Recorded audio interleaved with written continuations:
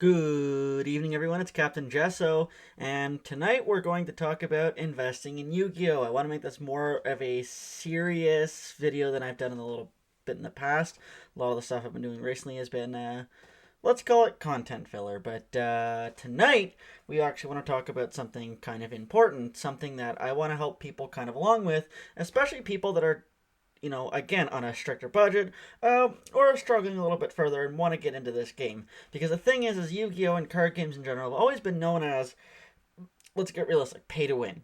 We watch the market watches, you watch this and that, you see these new sets coming out, and it's all this giant lottery bullshit that's worth, that's stuff that normal people aren't just going to be able to go out and buy. Yeah, some people go out and buy Starlight Rare cards, some people go out and buy this and that, LB First Edition, things like that. But not everybody can go that route. So what I wanted to do was kind of do a little bit of a beginner channel. And this can be for anybody in any financial situation.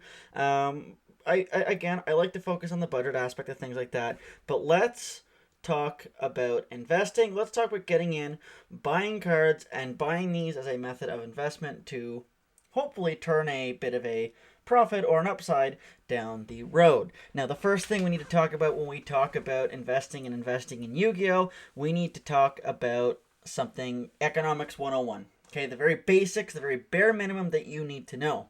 And rule number one is that value is determined by supply and demand, right? So at the end of the day, you could have something, let's say for example, that everybody wants, something that's really cool, but it's not going to be worth a whole lot if there's 10 trillion of them off the get-go. Same goes the other way around is I could have, let's say for example, a card or myself, and there being only one of me. Well, if there's no demand for it, there's no value. You need a little bit of both for value to actually work, for things to have value. And a lot of times we can get less supply and more demand over time to increase value, whether that be with time, whether that be higher demand because of, let's say for example, a card gets popular, a card becomes meta. Demand went crazy as a good example during, of course, the last year. There was a high demand for Yu-Gi-Oh products in general because people were stuck inside, had money to spend, nothing else to do. So all of a sudden, you look at Pokemon, the market for Pokemon and Yu-Gi-Oh on the side, that market just went woo to the moon. Free stonks for everybody because everybody was getting into it. Demand got high, more people were buying stuff, and in turn, that causes less supply. There's less product as more people buy product. Okay. Before I get too far, a couple things I want to get into is, first and foremost, I am not a financial advisor. I do not claim to be anybody that's super smart at telling you what to do. I can't tell you what to buy. At the end of the day, if you spend your money, that's your own risk. That is completely on yourself. I'm trying to give you the advice here for things that will make your money a lower risk, right? Put things in, making lower risks and making smarter buys, okay? And the last thing we should talk about investing before we get into the fun meats of stuff, and this is just basic investing advice in general, doesn't have to be about Yu-Gi-Oh, is there's no such thing as free money. I can't tell you to go out and go buy this card and boom, overnight it's worth a bunch more tomorrow. That just doesn't happen, okay? I get we see Bitcoin to the moon, we've seen stocks go to the moon at the start of the year, but let's all just get realistic. The expectation is just set yourself realistic, set a realistic expectation.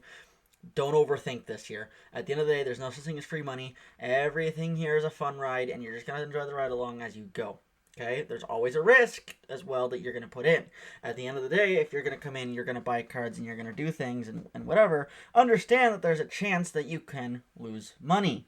I'm not saying that you're going to, and oftentimes, in a lot of cases with this card game, there's, at least I think anyways, I don't think there's a whole giant ton of risk behind it, especially for budget people that are buying cards that aren't quite as expensive. There's not a lot of risk. Low risk typically means low reward, but we're going to look at making that as efficient as possible to make sure that you're not putting a bunch of risk in and getting as much reward as possible. Tip number one, though, that I really have, and honestly when it comes to collecting is, and this is a dumb thing to think about, this should be obvious, but buy things that you like. Buy things that you enjoy. Do this, and I say this a lot, I've said this tons on the channel, but buy it because you enjoy doing it. That's where I've gotten my biggest returns. The thing that I always, go onto this channel over and over and over and over again was years and years and years ago buying a complete set of Exodia LOB. It's not first edition, however, it is from the kind of first wave or first reprint, right? So it's original LOB. It's not a reprint. It's not a one of those Walmart pack reprints, whatever. There is actually actual tangible differences at the very least that I can use with that, and we'll talk about that a little bit later. But again, going back, I paid $50-$60 for that. Where that's set now in mint condition, sells anywhere from typically $200 on its lowest to like $600 at its highest on eBay. I'm sure we can go have a peek right now and have a look or a little bit, see what it's worth. But I didn't buy that just for the money.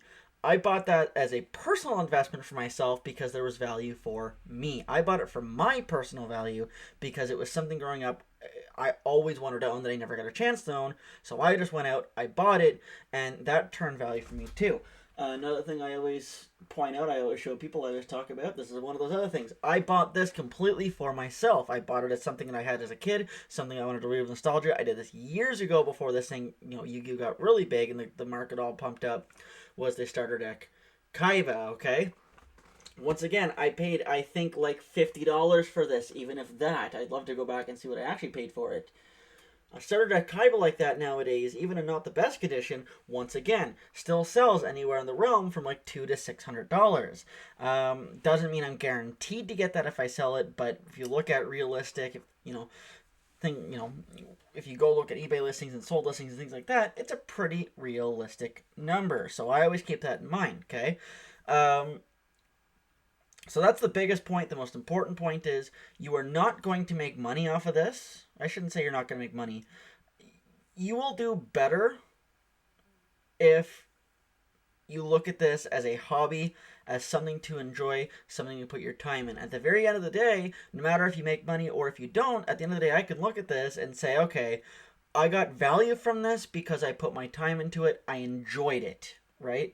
I didn't just sit here and buy stuff and build my collection and flip this and buy that, and then at the end of it thought, oh, Jesus, what a waste of time because I only broke even or only made a little bit off of it.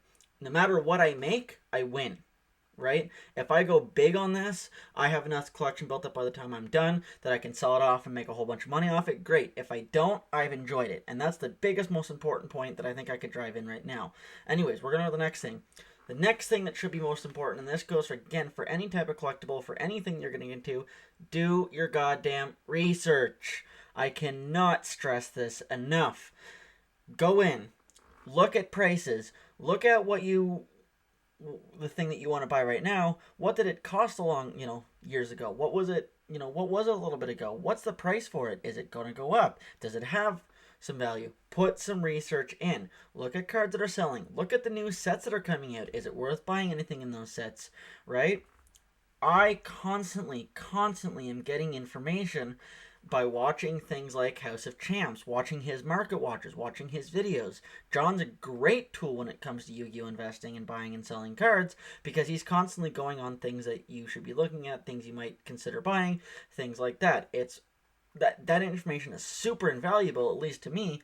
Guys like Solemn, for example, Solemn Yu-Gi-Oh! Is constantly talking about the higher end market typically, but he's also talking about investing and, giving really good advice. Do a lot of research. Don't just go start buying stuff willy-nilly because somebody said, oh my god, this card's cool. Go buy Blue Eyes right now. You're going to be a millionaire if you buy Blue Eyes. Shut up. Get some information. Do your research. Look into exactly what it is, what this is all about, what you're going to entail, and what this might end up costing if you do this, right? If you go in and collect. That should be the very first thing before you even buy anything. Do some research, get into this, get this into your brain. I get obsessed over stuff like this. This is why I flourish a lot of times, is because I get obsessed and I probably over-research it. But seriously, the biggest loss that you can do as an investor, whether this is in the stock market, whether this is in collectibles, whether this is whatever, is being ignorant, going out and just buying without actually knowing what it is that you're buying. A lot of people, when it came to stuff like Bitcoin, when it came to these big jumps on the stock market at the start of the year, oh my god, that was almost a year ago now, with the, AMC and things like that, is people bought and they held and held and held and held, not realizing that a stock like that was never just gonna shoot up and woo, go right to the moon. At some point, things come down, right? What goes up, got to come down. So, yeah, that's all it is. That's the biggest point I can give to you, is just do your research, grab as much information as you can, and make sure that when you're ready to start buying, that whatever you're buying is informed. Next thing is set your goals, set your targets.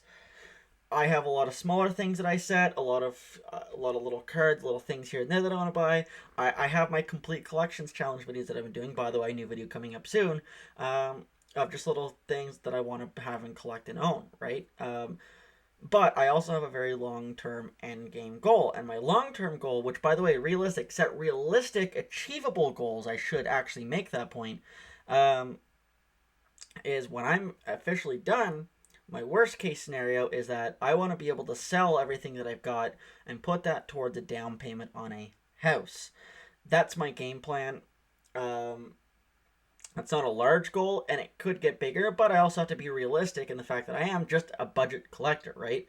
Unless I'm going to go out and buy these high risk, high reward things, buying cards that are worth $2, $10, $20 will add up quite a bit over time, but I'm not talking millionaire status here. I'm being realistic with what I'm buying. I'm being realistic with what I'm doing, but I'm setting that goal. I'm setting that target in my mind, and that's where I know I need to get. As a matter of fact, to be honest with you, with all the collection that I built up now, I could probably realistically sell for a down payment right now, but I don't think I'm there yet. And at the end of the day, I'm enjoying this too much anyways. I'm still very young. I still have lots of time to just sit here and collect and have fun. Use it as an investment tool to work towards, okay? Set your goals. The next thing, this is for you budget players out here. You don't need to buy big. This goes back to the last point. Yes, high risk will turn into high reward a lot of times, right? High risk, high reward, right? You're putting more in with potential to get more out of it. But since I'm such a budget-oriented channel, I want to look at some of the lower scale of things and be much more of a realist. You don't need to go super crazy with this stuff here. I'm going to give you a very good example here of something that I think, is a lower risk, Jesus Christ, man, a low risk, but potential decent reward. And I'm going to pull out this here just for the camera to show you guys. That is nothing fancy. That's just a 2019 tin promo Slice for the Sky Dragon. I actually had to buy this because I already had the raw and I already had the obelisk. I figured, why am I not just spending a couple dollars now and finishing this off? Now, I spent $3 on this card. Canadian, by the way, just before anybody American shoots me here. Canadian dollars. This card, about a year ago, if I was smart, was worth probably about 50 cents to $1.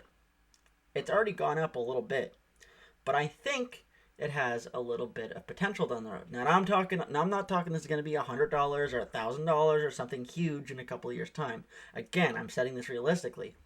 But here's the thought I put into it. I did a little research when I got these cards. So first of all, I knew that 2019 tins, the promos and them have been slowly creeping up in price over time. As, of course, going back to supply and demand, as the supply throttles off of the market, there's not much left in the market, you're going to have a little more value because there's less there, right? Those tins have been open, people had them, whatever, they're gone. And then the demand for these is slowly creeping up, whether that because some of the promos, Dimension Shifter is a good one, for example, sees a little bit of meta play. Sometimes we see a little bit of that. Maybe there's a little bit more demand because this is one of the very few, first of all, prismatic secret rare versions of Slice for the Sky Dragon, and one of the very few, I think, with this artwork. I don't think there's many versions of this card with this artwork out, right? And definitely not secret rare, right? So what's my potential with this, right? My potential at the end of the day is I could see this in a couple years' time being anywhere from a let's say, for example, at a low $5 to $6 card to a high $10 to $11 card, right? That's realistic, I think. I don't think I'd be shot for that. I don't think Solomon or John's gonna come at me and say, "Oh my God, you're a giant idiot." I mean, and this is the thought process I have to look at it. If I do small things like that, let's say, for example, if everything that I put in all together, between, I buy a bunch of cards and whatever, and I spend $1,000 altogether collective on everything that I bought. If this card sold for $9 and even a few years down the road, let's assume if my collection matures another, that's an additional what? Let's say 200%, right? I've matured that 3 times. So if I spend $1,000 and I get 3,000 back down the road, that's not that very bad. But again, at the end of the day, I only bought this because I wanted this as a piece of my collection. I wanted to have this just to own this. This wasn't just about, all right, I'm going to buy it to see if it'll make money. I wanted to buy it because I wanted to have it. I love the God cards. I wanted some alternate art. I had a couple of them already. I may as well finish off the collection. Mini complete collection piece. You might see this come up in tomorrow's video. Who knows? But yeah, the point going on here is you don't need to buy big. You don't need to go lavish. You don't need to go try to find these first edition big hype cards at the end of the day. You can build your collection, piece by piece and not have to spend millions of dollars. I don't make a lot of money at my job, okay? I don't always spend a bunch of money on Yu-Gi-Oh. If I have a few dollars left over for my, expendable paycheck money that I want to go out and spend, I'll go out and buy a few cards or buy a few packs or occasionally go buy a box to open up the channel. It's just fun, right? I just like doing that. Anyways, on to my next point. Next tip. Whenever you can, buy first edition, okay? This matters hugely, and we're going to talk about that for a couple of reasons. So, I know I'm being a hypocrite because, I talk about the Exodia. My Exodia is not first edition, but the very minimum, it has something tangible that people can identify it to know that it has its age, that it is actually technically vintage. A lot of people get confused with these. Like, for example, I'm going to use Legend of Blue Eyes, for example, as like this super high value vintage pack. Well, Legend of Blue Eyes has been reprinted multiple times. As a matter of fact, most recently, I think it got reprinted in like 2017, 2018. That's not vintage at that point once it's been reprinted to shit. Okay? Those unlimited cards are worthless and they're only going to keep going down. Yeah, a bunch of uninformed people that didn't do the research went and spent a bunch of money months ago and set unlimited Blue Eyes White Dragons to the fucking moon. But they're not going to hold value, and the reason they're not going to hold value is, first of all, they don't have the age, they don't have that behind them, nothing tangible like that. This is no different than you buying a pack that's 2 years old than in a regular booster box. But also, at the end of the day, is the market's going to just end up flooding at the end of the time, right? We're talking supply and demand, supply and demand. Well, there's not going to be a lot of value if, there's lots of demand for LOB, there's lots of demand for the Blue Eyes, and Dark Magician and things like that. But if there's an infinite supply of them, they're never going to reach a crest in value. That's why first edition is such a huge difference. A first edition stamp on a lot of these cards is a night and day, a night and day difference in price. It can mean, for example, let's take this Swords of Revealing Light here, which is not in the best condition. I've showed this one off before. This is a first edition LOB, the only first edition Legend of Blue Eyes foil that I actually own. But let's talk about its value, right, with that first edition stamp. And the condition that it's in, and unlimited, that card's worth $2, maybe. Maybe $2, okay? That first edition stamp they plug right in the front of there, that on all it says is first edition, immediately increases the value of that card 10 to 15 fold. Think about that, okay? There is nothing saying right now that anything you've got that's unlimited, even with, let's say sets that are newer than that. Let's talk about let's talk about some of the GX stuff, because that's an area that I want to look into investing very soon. Let's talk a pack like Enemy of Justice, for example, okay? That's never really been, like, it had its first edition print, and it had it had an unlimited print afterwards. But it hasn't had a reprint since, right? And even, both editions of cards and some of the ultimate rares. Even unlimiteds are extremely expensive right now. But that doesn't mean that down the road that Konami's not just gonna say, ah, fuck it, let's go reprint Enemy of Justice and throw them in Walmart, and then all of a sudden your limiteds are worth jack shit because you bought the wrong thing. Doesn't mean all unlimiteds don't have value. There's plenty that you can go into. Started at Kaiba, for example. Another card I'll pull off the shelf here just for a second, lest I throw everything off of here. Oh, God, why am I so goddamn clumsy?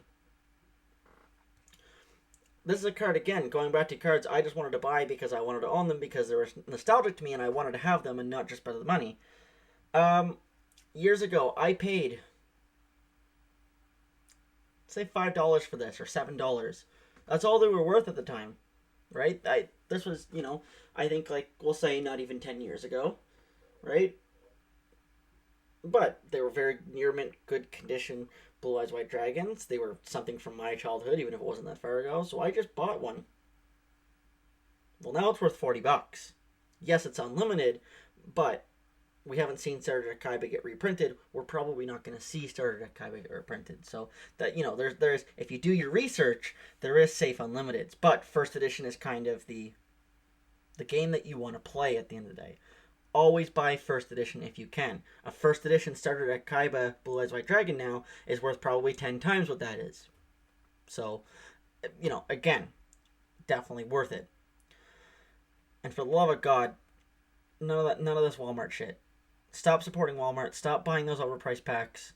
There's nothing to be gained from buying these Legend of Blue Eyes packs, unless you're just opening them to have fun. But monetarily, they're dumb.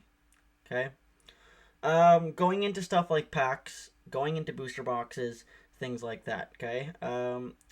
Holding sealed product is always a very basic, safe investment. Whether that's just a couple of packs from a set, whether that's, sealed booster boxes, or if you have the cash flow, whether that's like a sealed case. Buying that and holding that for overtime typically is always a safe bet. And there's two ways that you can, again, make money off of that. Number one is demand, okay?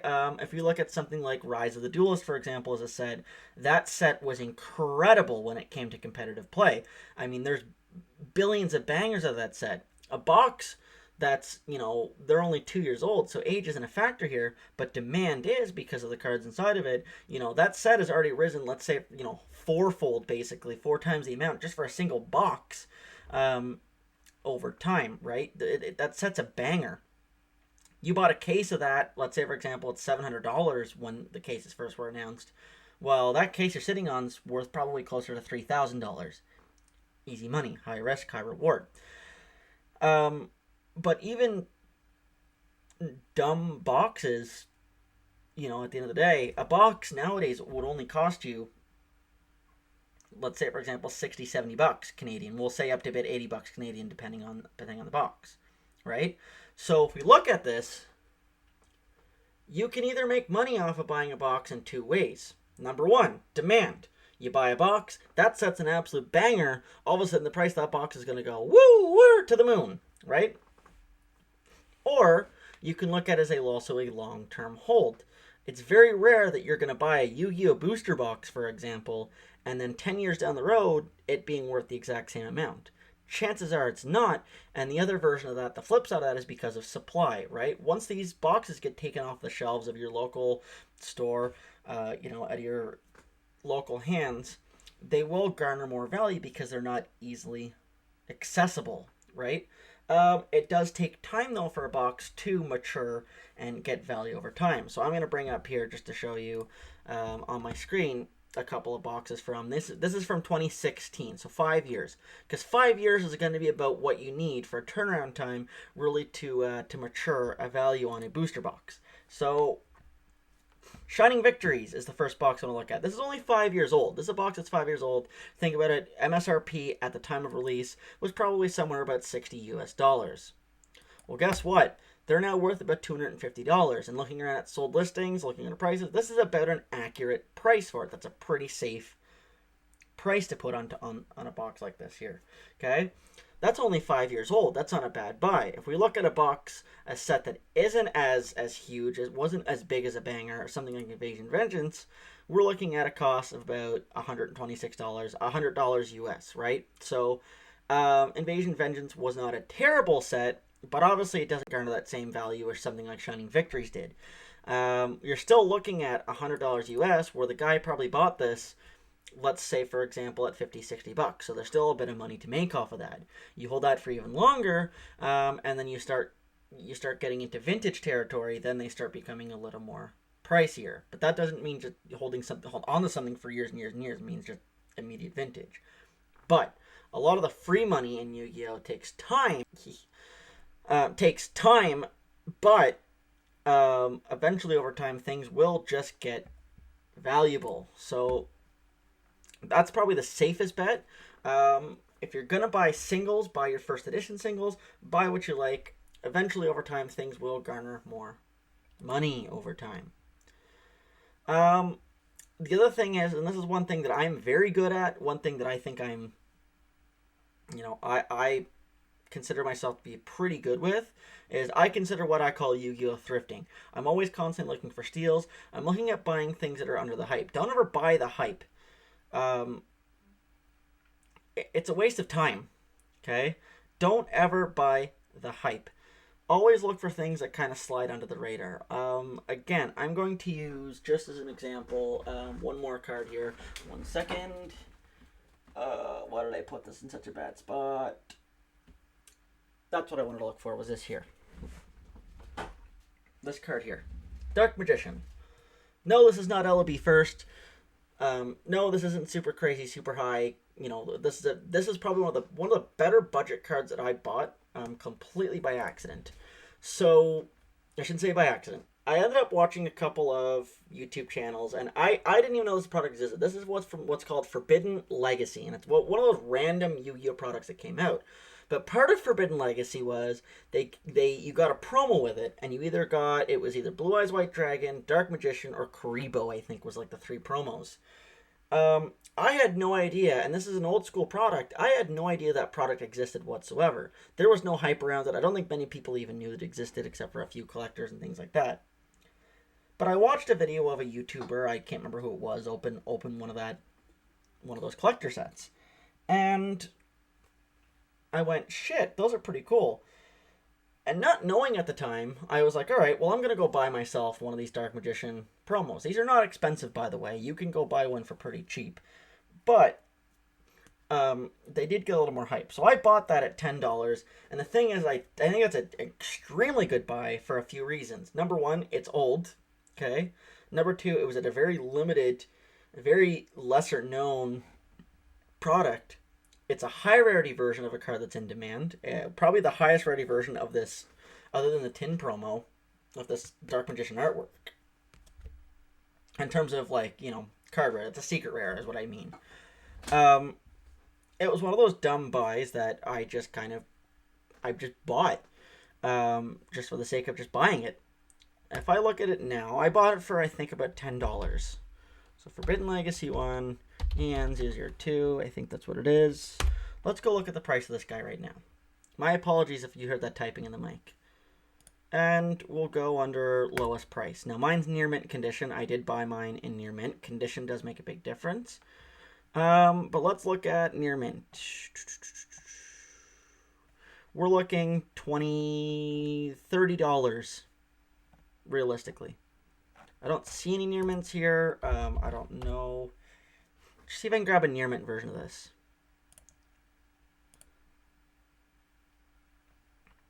But we're realistically right now talking $30 to $40. Let's go to sold listings. Sold listings are the best way to actually get an actual price. Let's go to sold listings. Let's see what these are sold at. Look at this. Almost $50. Mine's not PSA, of course. Ooh, that was a good steal right there. $20 was good on that one. Good job. Oh my god. That guy got a killer steal.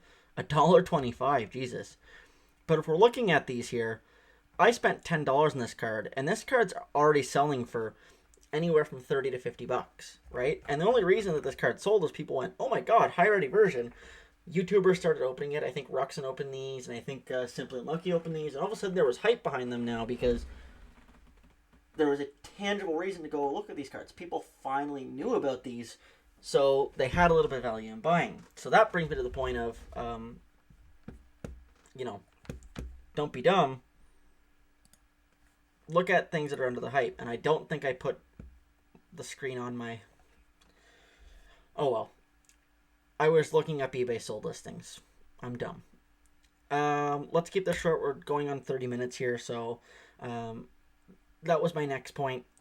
Now, the last point I want to bring up is buy a lot of this stuff now, and I go back to buying, looking for steals and buying under the hype. And I hear this a lot of times with stuff like Legend of Blue Eyes, where those boxes are now $30,000-$50,000 of, well, what if I bought it, think about it, if I knew back then that they were going to be worth this much now, I would have been all into them. Well, so would everybody else, and then everybody would have had them in their collection, and there would be more supply because people wouldn't be ripping them open all the time. They wouldn't be worth as much if every single person was like, all right, well, I'm going to hold on to mine now. Its value came from the fact that nobody thought about that, and eventually it garnered value. So look for those things that are undervalued. Look for those things that have a lot more potential to get value, because you never know. I'm not saying that any set nowadays, if you go and buy King's Court, for example, it's going to be worth LOB in 15 years. But, yeah, stop looking at this, oh, well, if I knew back then. Well, buy stuff now so that you can say, yeah, I knew back then that I figured this is going to be a good set. Now I got my value back out of it. And the very final point, the way I want to wrap up this video here, I think one of the more important points is slow and steady wins the race. One day at a time, man. I've been collecting for years now. And to give you an idea, I started collecting much more seriously and really dug deep and got really into it about 6 to 7 months ago. That doesn't mean I haven't been collecting for a long time. I really started in 2002. But I really dug deep and really started building and putting a lot of effort into this and a lot of my time into this about 6 months ago. I have put in a lot, and I have made a lot back. And all this is just buying this slowly. I'm putting a few dollars in here. I'm buying cards like this here and there. I'm looking at building little pieces. But again, to go back to the first point, I'm doing it because I like it. I'm enjoying the shit out of this. I'm having so much fun doing this, building this collection, going and looking at all this stuff. And every single time it's worked for me because I'm just buying stuff that I like, I think is cool. And eventually other people kind of tune into that. So I hope this helped you guys a little bit. I know this video is going to run a little bit long. We're gonna keep this a little bit shorter here just to, not to run it too long off the get-go here. But yeah, if there's a few things I can tell you in investing, that is the main points I can tell you if you want to get into investing into Yu-Gi-Oh. Okay, do your research, look into these cards, enjoy what you're doing, and you don't need to go crazy with it, right? If you do this slow and steady, you'll get where you need to be. If you're looking at buying more expensive things, more expensive cards, or want to talk about more expensive stuff, I can do that. This is more as a budget-oriented talk, right? I want to talk to the people that just don't have $700 to go blow on a Ghost Rare card or go and blow on PSA slabs. I want you to look at this as a tangible, meaningful way to get into collecting these cards. And at the end of the day, if you want to invest into them, making a little bit of that money down the road. But keep in mind, the more you put in, the more you are going to get out. At the end of the day, make sure you're paying your bills off. Make sure you're, the important stuff's paid for first. But, don't be afraid to sink a few dollars into this. It'll definitely get you somewhere. Anyways, we're going to keep it we're going to end it at that. I've said plenty tonight. I want to go to bed. So, as always, have a good night, good evening. It is officially, as of 5 minutes ago, Friday, so happy Friday to everybody. I'll see you on the... tired brain. I will see you guys on the flip side. Have a good one. Captain Jesso's out.